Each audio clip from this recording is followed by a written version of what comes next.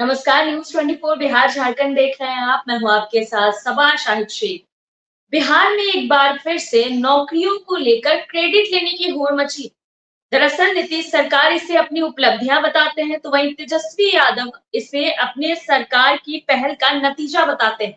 इन्हीं तमाम बातों पर लगातार आरोप प्रत्यारोप का दौर भी जारी रहता है। तो चलिए इन्हीं तमाम बातों पर आज विस्तार से चर्चा करते हैं।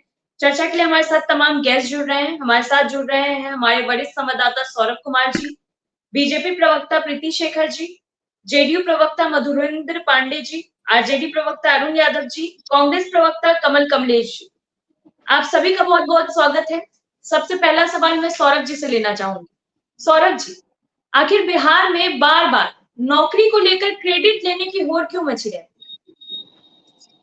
बिल्कुल सबा, सबसे बड़ी बात है कि जो अच्छी चीजें होती है उसका क्रेडिट हम्म। सभी लोग लेना चाहते हैं।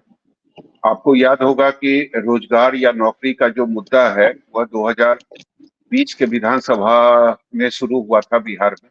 और उस समय इस मुद्दे की शुरुआत तेजस्वी यादव ने की। जब वो चुनाव प्रचार में घूम रहे थे विधानसभा से पहले, तो वो लोगों के बीच जा रहे थे और वो ये कह रहे थे कि बेरोजगारी जो है वो बिहार में सबसे बड़ा मुद्दा है। और हम्म। अगर मेरी सरकार बनी, अगर मैं मुख्यमंत्री बना, तो पहली जो कैबिनेट की बैठक होगी, जो मीटिंग होगी, उसमें पहला सिग्नेचर जो मैं करूंगा उसमें 5 लाख युवाओं को नौकरी दी जाएगी। ऐसा तेजस्वी यादव ने कहा था, आपको भी याद होगा। और उसके बाद वो मुद्दा इतना ज्यादा हिट हुआ कि सभी को उस मुद्दे पर आना पड़ा, चाहे नीतीश कुमार हो या फिर बीजेपी, सभी को उस मुद्दे पर आना पड़ा। आपको याद होगा कि नीतीश कुमार ने कहा था कि सरकार में अगर मैं दोबारा आऊंगा तो 10 लाख लोगों को नौकरी। जी। बीजेपी के नेताओं ने यहां तक कहा था कि 10 लाख को नौकरी और 10 लाख को रोजगार दिया जाए। लेकिन शुरुआत अगर किसी ने किया तो उसका नाम था तेजस्वी यादव ने। तेजस्वी यादव ने ही नौकरी को और रोजगार को बिहार में मुद्दा बनाया। तो उसके बाद एनडीए की सरकार बनी 2020 में। नीतीश कुमार आए, मुख्यमंत्री बने। लेकिन रोजगार या नौकरी की जो बात सरकार ने की थी, वो नौकरी बिहार के युवाओं को नहीं मिली।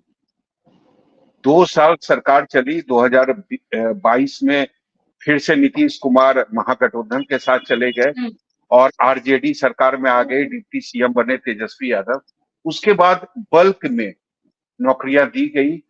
करीब 17 महीनों का जो महागठबंधन की सरकार रही, उसमें करीब 4.5 लाख के आसपास नौकरियां दी गई बिहार के युवाओं को। हालांकि दूसरे राज्य के भी युवा जो हैं उसमें शामिल थे। तो नौकरियां दी गई। सबसे बड़ी बात है कि तेजस्वी यादव ने जो कहा था बिहार की जनता के सामने, उन्होंने अपना वादा निभाया, नौकरियां दी गई। और तेजस्वी यादव ने यह भी कहा कि 2025 से पहले 10 लाख नौकरियां जो है, जिसका वादा सरकार ने किया था, नीतीश कुमार ने किया था, वो नौकरियां दी जाएंगी। हालांकि 17 महीने के बाद यहाँ फिर से बिहार में सरकार बदल गई, गठबंधन बदल गया और आरजेडी तेजस्वी यादव सत्ता से बाहर चले गए। तो अब वही नौकरियां है जिसको देने की बात की जा रही है। अब नीतीश कुमार बात कर रहे हैं, अब बीजेपी बात कर रही है, अब कह रही है कि जो 5 लाख नौकरियां तो हमने दे दी, लेकिन अभी 2025 से पहले 1 साल का समय बचा हुआ है। उस समय में मैं जो 5 लाख और नौकरियां हैं वो मैं दूंगा। जी। तेजस्वी यादव अब ये कह रहे हैं कि मेरी चेतावनी का असर है कि नीतीश कुमार अभी भी 5 लाख लोगों को, युवाओं को नौकरी देने की बात कर रहे हैं। तो निश्चित रूप से क्रेडिट लेने की होड़ है। लेकिन सबसे बड़ी बात है कि क्रेडिट मिलना किसको चाहिए। अगर आप सरकार में नहीं है तो फिर आप क्रेडिट कैसे ले सकते हैं? अगर आपके सिग्नेचर से नौकरियां नहीं दी जा रही तो फिर आप क्रेडिट कैसे ले सकते हैं? तो उसका काट निकाला तेजस्वी यादव ने। तेजस्वी यादव ये कह रहे हैं कि हमने जो चेतावनी दी थी कि अगर आप नौकरी नहीं देंगे तो मैं सड़क पर उतरूंगा, उसी डर से, उसी भय से मुख्यमंत्री नीतीश कुमार नौकरियां दे रहे हैं। तो सबको लगता है कि हम नौकरी या रोजगार का क्रेडिट ले क्योंकि आने वाले जो 2025 का जो विधानसभा चुनाव है उसमें मुझे फायदा हो। कारण सबको पता है कि लोग जो है वो बेरोजगारी से त्रस्त है। अगर हम नौकरी की बात करेंगे, अगर हम रोजगार की बात करेंगे, तभी लोग हम पर उम्मीद करेंगे, भरोसा करेंगे और आने वाला जो चुनाव है उसमें जीतने में लोग जो है वो हमारी मदद करें। जी बिल्कुल और ठीक है सौरभ जी, फिर आपके इसीलिए पास आएंगे, सीधा रुख करते हैं मधुरेंद्र जी का।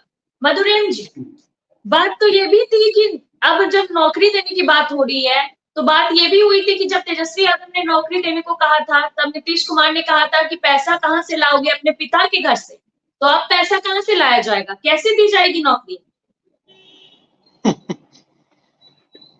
नौकरी के मुद्दे पर इस चैनल पर कई बार बोल चुके हैं सब्बा जी। बात माननीय मुख्यमंत्री नीतीश कुमार जी जब 2020 में आए थे एनडीए गठबंधन के साथ सरकार में, तो 7 नीचे पार्ट 2 के में संकल्प जो था उसमें था कि 10 लाख लोगों को नौकरी दी जाएगी। इसी बीच 22 में सौरभ जी भी बता रहे थे कि महागठबंधन का सरकार बन गई जिसमें तेजस्वी प्रसाद यादव जी आए।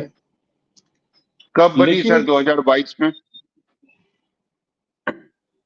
अभी आप बोले ना कि नहीं नहीं, मैंने तो बोला ही है। मैं आपसे पूछ रहा हूं कि 2022 में अगस्त में बनी सरकार महागठबंधन की बिहार। जी जी, तो उसी करीब उसी बात करीब पर आप लोगों को उसी बात पर आ रहे हैं सौरभ जी। जी ठीक है, बोलिए। उसी बात पर आ रहे हैं। तो नेता प्रतिपक्ष तेजस्वी प्रसाद यादव तो वो डिप्टी सीएम बने थे, और डिप्टी सीएम का रियली में क्या सिग्नेचर और क्या पावर होता है, कैबिनेट मंत्री का दर्जा है मंत्रिमंडल में। तो अगर माननीय नीतीश कुमार जी में इच्छा शक्ति नहीं होती युवाओं को नौकरी देने की, तो क्या तेजस्वी प्रसाद यादव अपना पावर से नौकरी दे सकते थे क्या? माननीय मुख्यमंत्री नीतीश कुमार जी बिहार में युवाओं को रोजगार देने के लिए प्रतिबद्ध हैं और बहुत सारे सेक्टर में युवाओं को रोजगार दिया है उन्होंने। और वर्ष 2024-25 तक 12 लाख से अधिक लोगों को सरकारी नौकरी दी जाएगी। वहीं एक वर्ष के भीतर 11 लाख से अधिक लोगों को सरकारी नौकरी भी दी जाएगी। 7 नीचे पार्ट 2 के अंतर्गत 5,18,000 नियुक्तियां भिन्न भिन्न सेक्टर में हो चुकी है। इसके अतिरिक्त 1,91,000 नियुक्ति पत्र वितरण के लिए तैयार है सब्बा जी। इसके साथ ही 5,17,000 नियुक्तियां के विरुद्ध नियुक्ति प्रक्रियाधीन है। मुख्यमंत्री ने 7 नीचे पार्ट 2 के तहत जो 10 लाख नौकरी देने का वादा किया था वो बढ़कर 12 लाख हो जाएगा वर्ष 2025 तक। तो जो भी क्रेडिट ले रहे हैं नेता प्रतिपक्ष तेजस्वी प्रसाद यादव, तो वो सिर्फ झूठ का सौदागर हैं। दूसरे क्या किए हुए काम को क्रेडिट लेना चाहते हैं। उनके प्रति अगर वो गंभीर रहते, संवेदनशील रहते, तो इस लोकसभा चुनाव में देख लीजिए कि लोकसभा चुनाव का जो महापर्व था उसमें कितने कैसे कैसे वो हथकंडे अपनाए, किस किस तरह का उन्होंने वीडियो वायरल करके अपनी गंभीरता दिखाई कि हम किस तरह से गंभीर हैं। तो वो तो सिर्फ झूठ का पुलिंदा लेकर मार्केट में दौड़ रहे हैं। चूंकि 2025 विधानसभा चुनाव बहुत नजदीक है, वो भंजाना चाहते हैं कि हमने नौकरी दी। अरे भाई, आपने किसी भी सिग्नेचर दिखाइए किसी भी नियुक्ति पत्र पर कि आपका सिग्नेचर है। क्या माननीय मुख्यमंत्री नीतीश कुमार जी गंभीर नहीं है, नौकरी के प्रति संवेदनशील नहीं है? उनका कहने का मतलब यही है ना। हमारे माननीय मुख्यमंत्री नीतीश कुमार जी जब से सत्ता संभाले हैं तब से बिहार के युवाओं को रोजगार देने का काम किए हैं, चाहे वो किसी भी क्षेत्र का हो, चिकित्सा हो, एएनएम हो, शिक्षा हो, पंचायती राज हो, जो भी सेक्टर, किसी भी सेक्टर की बात करेंगे, सभी सेक्टर में माननीय मुख्यमंत्री नीतीश कुमार जी ने रोजगार देने का और स्वरोजगार देने का, दोनों देने का काम किया है। इसके बावजूद भी नेता प्रतिपक्ष दुहाई दे रहे हैं कि हमने दी नौकरी। अरे भाई, आप कहां से नौकरी दी? आपको तो नौकरी माननीय मुख्यमंत्री नीतीश कुमार जी ने दिया, 17 महीने का और 20 महीने का। आप नौकरी देने लायक हैं कहां? अब कहे नहीं आप नौकरी दे रहे हैं किसी को। तो ये झूठ का पुलिंदा बाजार में बांधना चाह रहे हैं, अभी से 25 की हवा बनाना चाह रहे हैं, जो कि जनता उन्हें सीधे से नकार देगी। चलिए मधुरेंद्र जी, ठीक है, फिर आपका रुख करेंगे, सीधा रुख करते कमल कमलेश जी का।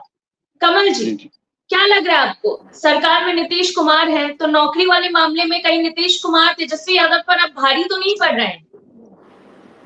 सभा जी, बिहार में यदि नौकरी का कोई बीज बोने का काम किया है तो वो तेजस्वी जी ने किया है।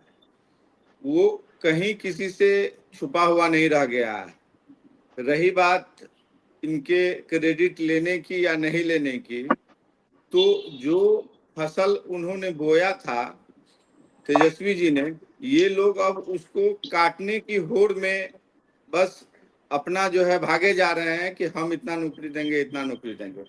लेकिन इस सबसे अच्छी बात इसमें ये निकल के आ रही है कि बिहार के युवाओं का जो है भविष्य उज्जवल कहीं ना कहीं नजर आने लगा है। चाहे कारण जो भी हो, क्रेडिट का हो जो भी ले, लेकिन युवाओं का भविष्य इसमें उज्जवल होगा, इसमें कहीं कोई दो राय नहीं है। जहां तक हम लोग देख रहे हैं कि चपरासी से लेके मुख्य सचिव तक साथ में इंक्लूडिंग जो है संविदा कर्मी भी हैं, कुल जनसंख्या का लगभग 1.972 ही सरकारी नौकरी उपलब्ध है यहाँ। तो कहीं ना कहीं हम लोग सरकारी नौकरी कितना भी दे दें तो उससे ज्यादा फर्क बिहार के इकोनॉमी पे या बिहार के सेहत पे नहीं पड़ने वाली है। ये अलग चीज है कि नौकरी मिल रही है जिससे युवाओं में कहीं ना कहीं फायदा होगा।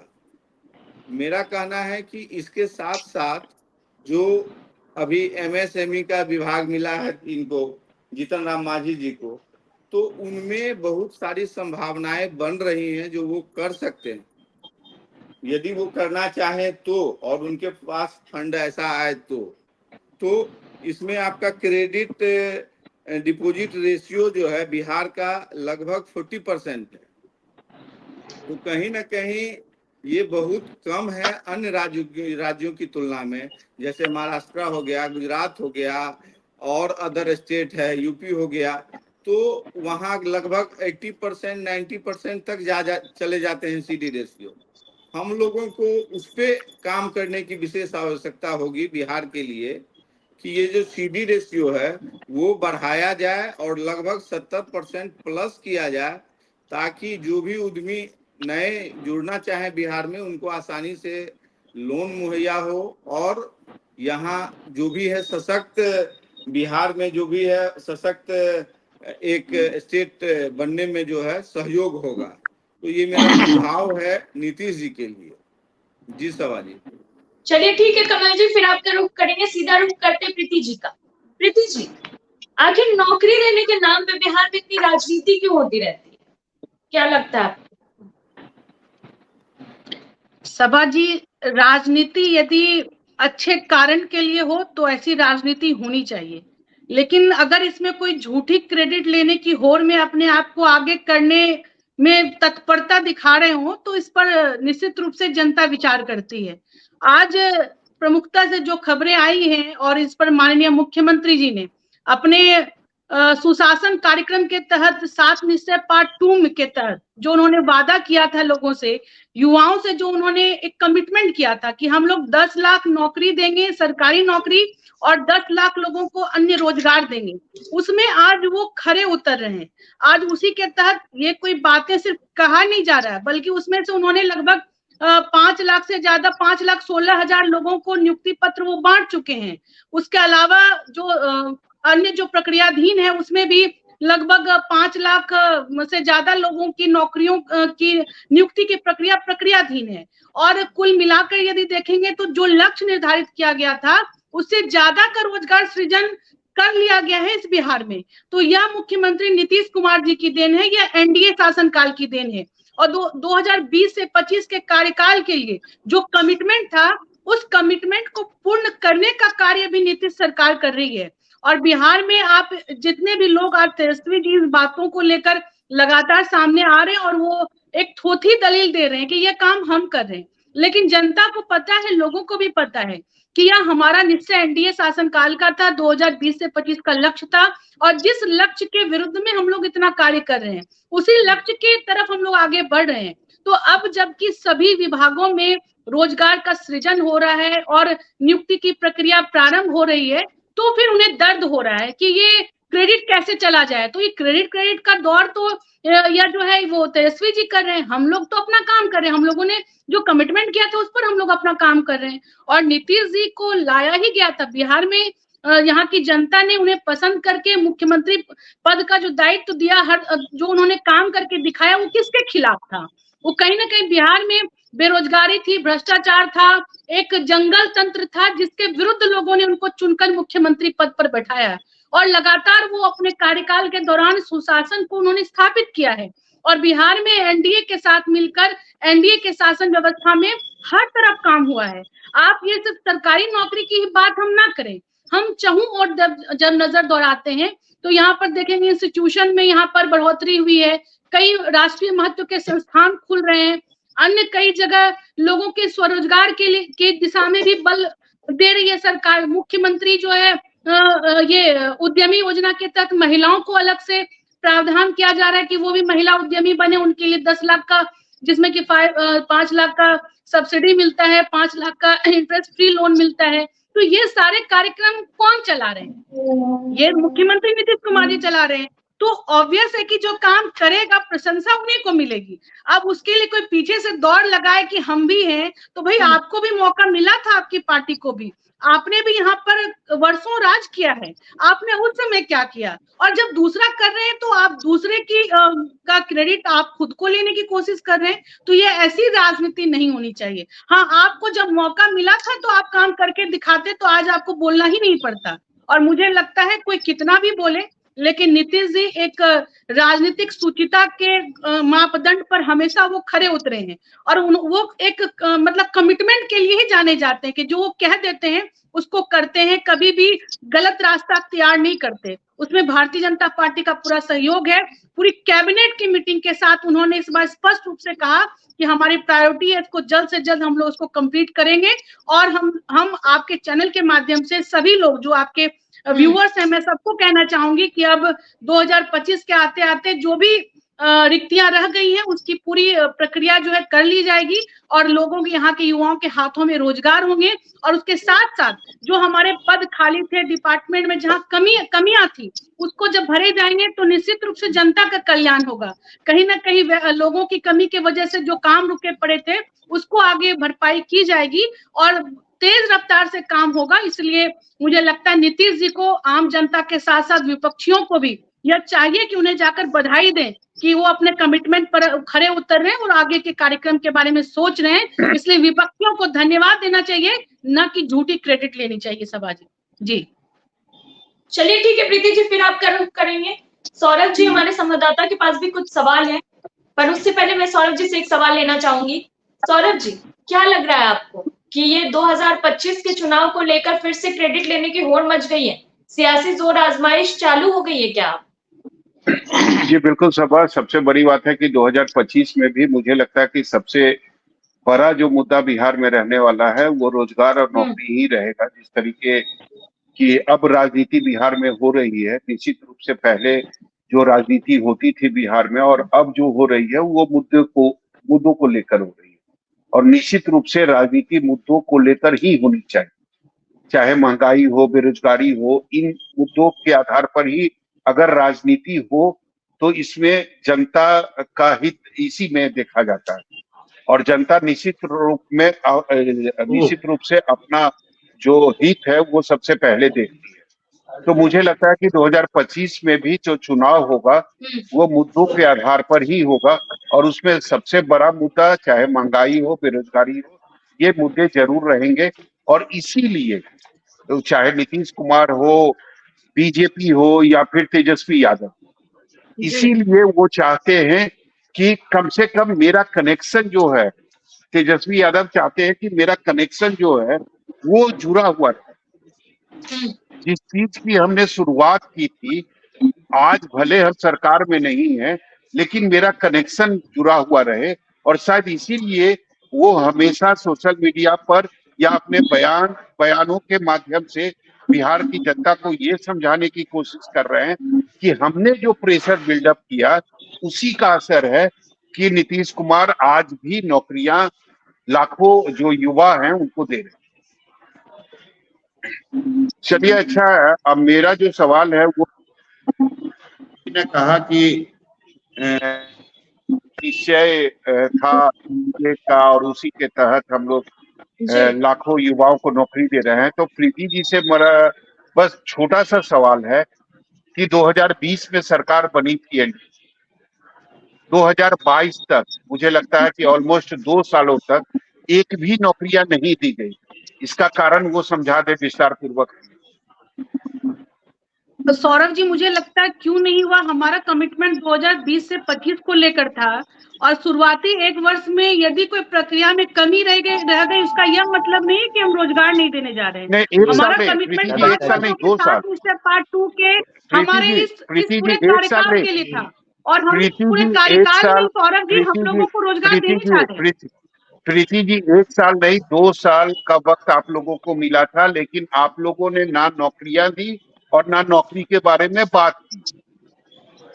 देखिए, ये कोई ऐसी बात नहीं है कि हमेशा उसको कैमरे के सामने ही बोला जाए तभी कोई तो बात आप होती क्यों है। कर रहे हैं? ये क्यों आप कर रहे हैं? बताइए ना, आप तो कर रहे हैं नौकरी ना। हर डिपार्टमेंट से मांगा जाता है ना, क्या रिक्तियां हैं, उसमें समय लगता है। और उस बीच में आपने देखा कि कोविड का भी कार्यकाल रहा था, ये कोविड का भी समय था, तो उस समय भी आपको ये भी देखना होगा ना कि किसी विषम परिस्थितियों को से ऊपर उठकर हम लोगों ने ये फिर काम किया। वो कोविड के समय रोजगार कौन देख रहा था? उस समय तो लोग अपनी जान बचाने के लिए लगा हुआ था, हर सिस्टम लोगों की सेवा करने में लगा था, कहीं से लोगों की जान बच जाए। और उस पूरे इस अघोषित नहीं कर सकते हैं कि आप लोगों का निकलना कर्फ्यू लगा हुआ था, वैसे समय में हम लोगों को रोजगार की बात हम क्या करते हैं, उनकी दवाई की बात करते या रोजगार की बात करते? तो बिहार सरकार को जब जैसी परिस्थिति हुई उस हिसाब से कोप अप किया। और नीतीश जी का जो ये कमिटमेंट था, हमारी एनडीए सरकार का जो ये कमिटमेंट था, वो 2020-25 के कार्यकाल के लिए था और हम कार्यकाल के पूर्ण होने तक अपने इस दावे को, अपने इस वादे को पूर्ण करने जा रहे हैं। यही सत्यता है और इस सच्चाई को विपक्ष को भी स्वीकार कर लेना चाहिए। जी सौरभ। लेकिन अगर तेजस्वी यादव बोल रहे हैं कि हमारे प्रेशर के कारण सरकार ये काम कर रही है, तो इसमें बुराई क्या है? ये तो दिखाई दे रहा है, वो विपक्ष के नेता हैं, ये तो दिखाई दे रहा है। आपने जो अभी लेकिन हकीकत तो कुछ और है ना। प्रीति जी आपने अभी थोड़ी देर पहले कहा कि अगर वो नौकरियां देते उसके बाद अगर बात करते तो समझा जा सकता था बात। तो 17 महीनों में उन्होंने नौकरियां दी है, उनकी सरकार ने दी है, तभी तो आज वो नौकरी की बात कर रहे हैं। मैं वही आपको समझाना चाह रही थी कि ये जो नौकरियां मिली हैं वो 7 निश्चय पार्ट 2 के 2020 से 25 के कार्यकाल के फर्स्ट कमिटमेंट के आधार पर मिल रहा है।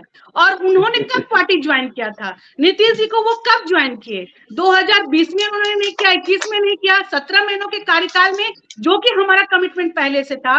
बीच में कोविड आ गया, उसके बाद हमने पूर्ण किया। संयोग कहिए या जो कहिए, उस समय हमारे साथ थे, वो उस समय नीतीश कुमार जी के साथ थे। इसका ये मतलब नहीं हो गया कि उन्होंने नौकरी दे दिया। यह एनडीए का कमिटमेंट था जो कि पूर्ण हुआ है।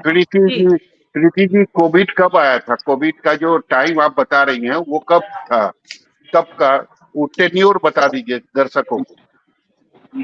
कोविड के समय के कारण ही जो परेशानियां या टेन्योर सभी को मालूम है, उसी के कारण जो परेशानियां है उसके वजह से हुआ।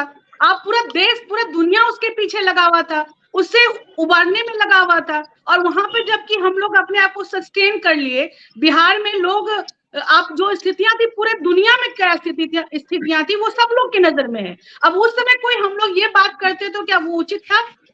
हमको जिस समय जो बात करनी चाहिए थी, जिस समय जो प्रायोरिटी रहती है, हमारी सरकार उस पर काम करती है। उस समय लोगों की जान बचाना यह हमारे प्रायोरिटी में था, उनके लाइफस्टाइल को सस्टेन करना ये हमारी प्रायोरिटी में था। और जब हमारे उसी 2020 से 25 कार्यकाल के लिए जो हमारे कमिटमेंट थे, जब हम अपने आप को ठीक कर पाए, लोगों की जो आकांक्षाएं थी जब पूर्ण होनी प्रारंभ हो गई, तब जाकर हम उनके लिए रोजगार की बात कर रहे हैं। संयोग से अगर राष्ट्रीय जनता दल उस समय थी हम जदयू के साथ, तो उसका यह मतलब तो है नहीं कि वो तेजस्वी जी के ही कारण हो पाया। वो तो मुख्यमंत्री जी और एनडीए के शासनकाल का कमिटमेंट था जो उन्होंने पूर्ण किया। जब ये डिसीजन हुआ कि 10 लाख नौकरियां दी जाएंगी, 10 लाख और अन्य रोजगार के सृजन किए जाएंगे, तो वो कब किया गया? मैं आपसे जानना चाहती हूँ, बता दीजिए कि वो तेजस्वी जी ने किया था या फिर एनडीए सरकार का यह कमिटमेंट था? ये एनडीए सरकार का कमिटमेंट था जिसको कि पूर्ण किया नौकरी देने का। अब ये हमारे मुद्दा प्रीति जी नौकरी को मुद्दा बिहार में किसने बनाया? क्या आपके प्रीति जी क्या आपके मुख्यमंत्री, क्या नीतीश कुमार ने ये बयान नहीं दिया था कि कहां से नौकरियां देंगे तेजस्वी यादव 5 लाख को, अपने बाप के घर से पैसा लाएंगे।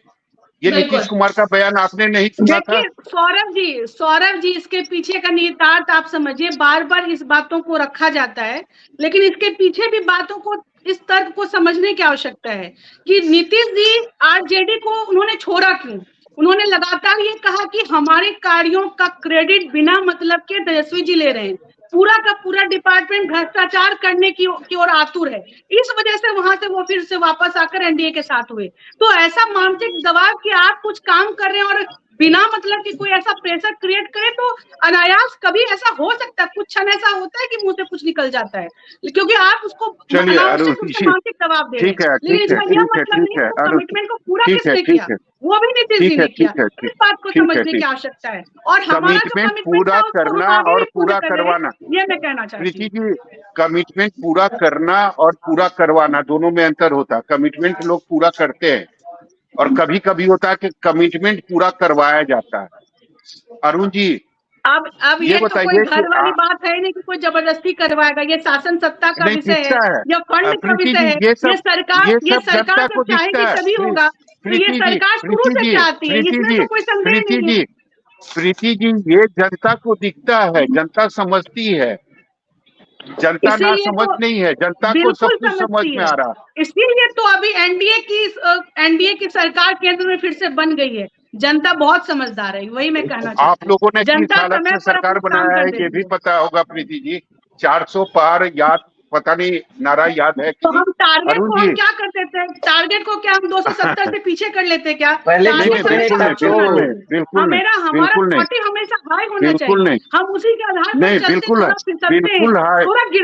हाई होना चाहिए। हम अपने जगह पर पहुंच जाए तो वो हमारी जीत होती है, और वो एनडीए ने बिल्कुल हाई होनी चाहिए। बिल्कुल केंद्र में सरकार बनाए हैं, और जिसमें कि जदयू भी सहयोगी है। बिहार में एनडीए के पूरे कुनबे ने अच्छी सीटों पर अपनी बढ़त हासिल की। आज हम लोग ज्यादा सीटों पर बिहार में हैं, हमारे सांसद हैं। चलिए, तो अच्छी बात है। जनता क्या पसंद करती है।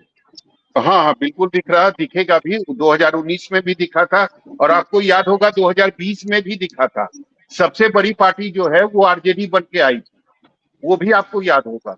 अरुण जी, आपसे मेरा ये सवाल है, जब आप लोग नौकरियां नहीं दे रहे हैं तो क्रेडिट क्यों ले रहे हैं? क्यों कह रहे हैं कि मेरी चेतावनी का ही असर है कि नीतीश कुमार नौकरियां दे रहे हैं, मेरे चेतावनी का ही डर है कि नीतीश कुमार नौकरियां दे रहे हैं? क्यों क्रेडिट ले रहे हैं जब आप सत्ता में भी नहीं है? सौरभ जी, आप बड़ी गंभीरता से हम शांति पूर्वक सुन रहे थे प्रीति जी को, और हमें हंसी भी आ रहा था। और लगता है कि आपके न्यूज 24 को अभी जो भी श्रोता सुनते होंगे वो भी हंसते होंगे, खास करके पॉलिटिकली रूप से जो सजग होंगे। और जिस तरीके से प्रीति जी गोलमोल और बगैर तथ्यहीन बातें रख रही थी, अब ये सौरभ जी 7 निश्चय की ही बात करेंगे तो 7 निश्चय पार्ट 1 किस सरकार का ये मैनिफेस्टो था? वो भी महागठबंधन सरकार का। 2015 में हम लोग संयुक्त रूप से 7 निश्चय पार्ट 1 के तहत बहुत कार्यक्रम बनाए थे, सबको पता है। 2015 में महागठबंधन को पूरी ताकत बिहार की जनता ने दिया। उस समय हम लोग नीतीश जी साथ थे, 20 महीना तक नीतीश जी हमारे साथ रहे, और उस समय इस तरह का कहीं कोई एजेंडा था ही नहीं। और उस समय भी एनडीए का क्या था, अब नहीं रहे, अब श्रद्धेय सुशील कुमार मोदी जी हम सबों के बीच। 2015 में भारतीय जनता पार्टी की घोषणा पत्र को आप देखिए, स्कूटर देने की बात इन्होंने की थी, सारी धोती देने की बात की थी, क्या क्या नहीं लोक लुभावने वादे किए थे। खैर उस बात को छोड़िए, 20 महीने बाद एनडीए में चले गए नीतीश जी, और एनडीए में जाने के बाद आपको पता होगा जो भी भारतीय जनता पार्टी का मैनिफेस्टो था, वो मैनिफेस्टो कूड़ेदानी में पड़ा का पड़ा रह गया। ना तो स्टूडेंट को मतलब स्कूटी मिली, और ना तो गरीबों को सारी धोती मिला। देख ले प्रीति जी, आप देख लीजिए मैनिफेस्टो आपका क्या था 2015 में।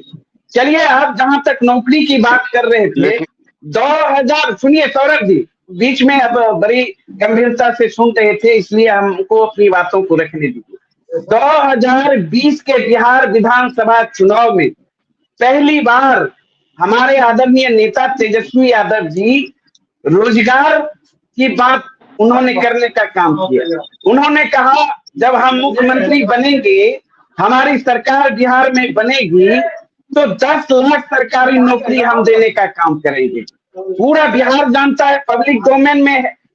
और इसके एवज में भारतीय जनता पार्टी ने घोषणा किया, आपको पता होगा सौरभ जी, केंद्रीय मंत्री सीतारमन जी यहाँ आकर उन्होंने कहा हम 19 लाख नौकरी देने का काम करेंगे।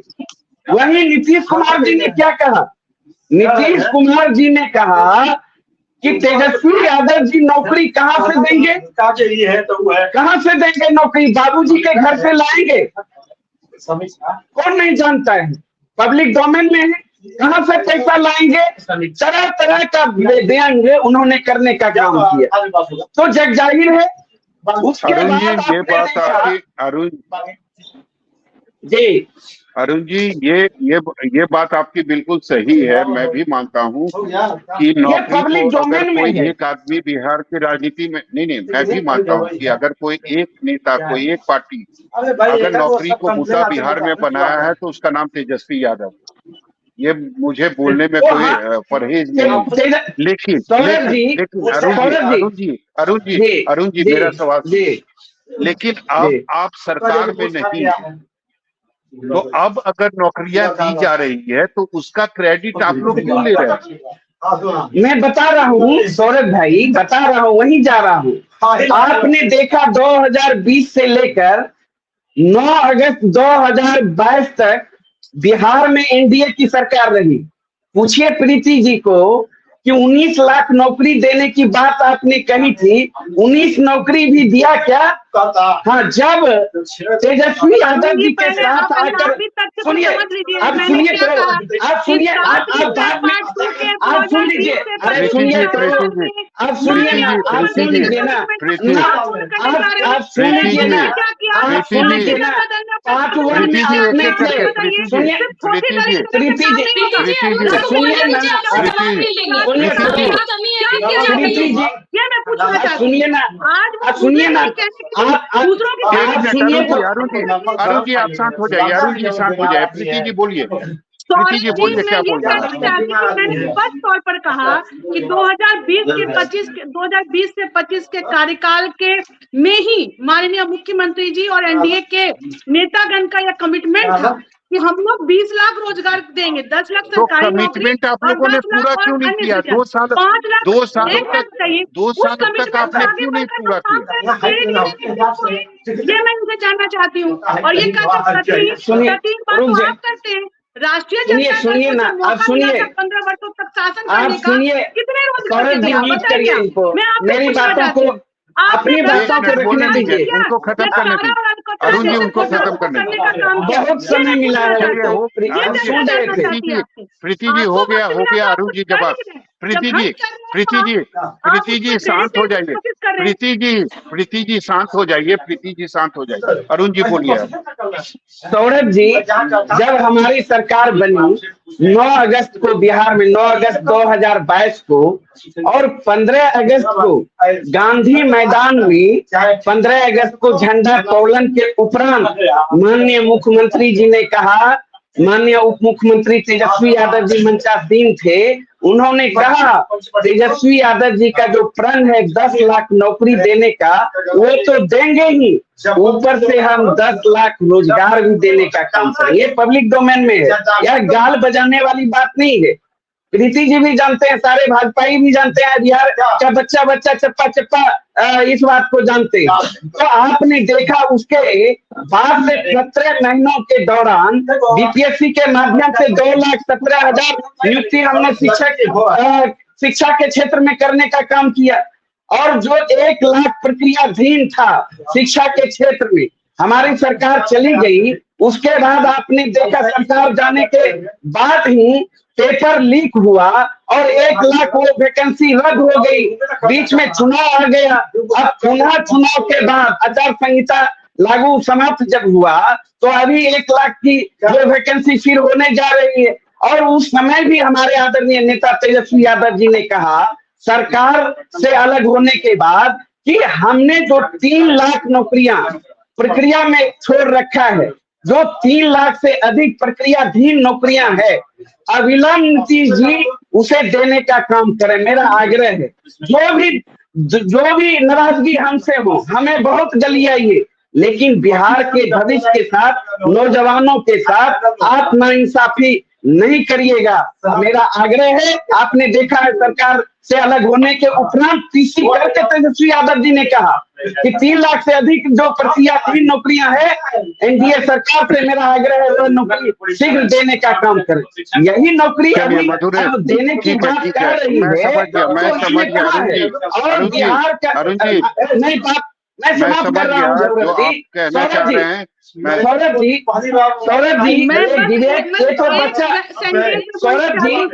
सौरभ जी सुनिए ना हम प्रीति जी सुन लीजिए। सौरभ भाई, ये हम और आप कितनों डिबेट कर लीजिए, हम भी इस बात से मुकर जाए कि हाँ मेरी कोई भूमिका नहीं, लेकिन बिहार की महान जनता, बिहार वासियों के बीच चले जाइए, चप्पा चप्पा और बच्चा बच्चा बोल रहा है नौकरी का मतलब तेजस्वी यादव, रोजगार का मतलब तेजस्वी यादव। उनके दिल दिमाग से आप कैसे निकालेंगे? ये तो अरुण जी शांत हो, मधुरेंद्र जी जवाब दीजिए। एक प्रीति जी शांत हो जाए, प्रीति जी 2 मिनट के लिए शांत। मधुरेंद्र जी से जवाब लेने दीजिए, उसके बाद आप। मधुरेंद्र जी ये बताइए कि अगर ये सारी बात अगर सच है, उसके बाद अगर तेजस्वी यादव क्रेडिट ले रहे हैं तो इसमें बुराई क्या है?